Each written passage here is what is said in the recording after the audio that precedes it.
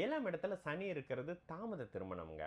அதே நேரத்துல குரு பார்த்த சனி. இதுல டிகிரி ரொம்ப முக்கியம் பிரதர். வணக்கம்.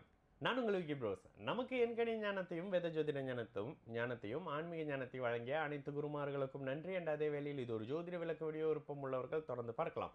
நமது Vicky Bros astrology YouTube, TikTok, Facebook, Instagram போன்ற அனைத்து சமூக வலைதளங்களையும் ஃபாலோ பண்ணியிருக்கக்கூடிய அனைத்து தோழர்களுக்கு நமது நன்றிகள். ஒரு கேள்வி. கடக லக்னம், 7இல் சனி, கேந்திர பலம் அண்ட் சுபத்துவம் ஃப்ரம் குரு பார்வை ஃப்ரம் கன்னி. ஓகே, கன்னி வீட்டில் குரு பார்த்து 7ஆம் இடத்துல இருக்கக்கூடிய சனி. சனியோடு புதன் அண்ட் சூரியன், சுக்கிரன் உச்சம் வித் சந்திரன். சூரியன் உச்சம் வித் சந்திரன் அப்படின்னாக்கா வளர்பிறை சந்திரனா இருக்கிறாரா? சரி, குரு சுக்கிரன் ஒருத்தருக்கு ஒருத்தர் பார்த்துக்கிறாங்க. இந்த விஷயத்தை நீங்கள் நோட்டீஸ் பண்ணணும்.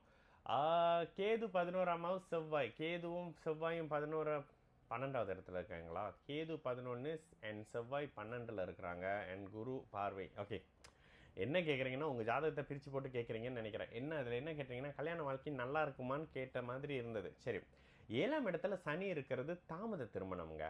அதே நேரத்தில் குரு பார்த்த சனி. இதில் டிகிரி ரொம்ப முக்கியம் பிரதர். டிகிரியுடைய பார்வை அமைப்புகளில், குருவின் பார்வை நெருக்கமாக வரக்கூடிய அமைப்புகளில் இந்த சனி தான் உங்களுக்கு திருமணத்தையும் குழந்தையும் கொடுப்பாரு. நீங்கள் ரொம்பலாம் அப்படியே போட்டுலாம் கவலைப்பட்டுக்காதீங்க. என்னங்க இப்படி இருக்குது, இந்த மாதிரினா திருமண அமைப்பெல்லாம் பிரச்சனை ஆகுமா? தாமதமாகும். உண்மை. குரு சுக்கிரன் பார்த்தாலும் சரி, 7ஆம் இட அமைப்புகள் இருந்தாலும் சரி, ராசிக்கு 7ஆம் இடமும், நீங்கள் சொன்ன கணக்குப்படி ராசிக்கு 7ஆம் இடமும் லக்னத்துக்கு 7ஆம் இடமும் சுபருடைய தொடர்பில் இருக்கக்கூடிய காரணத்தினால கண்டிப்பாக திருமணம் நடக்கும்.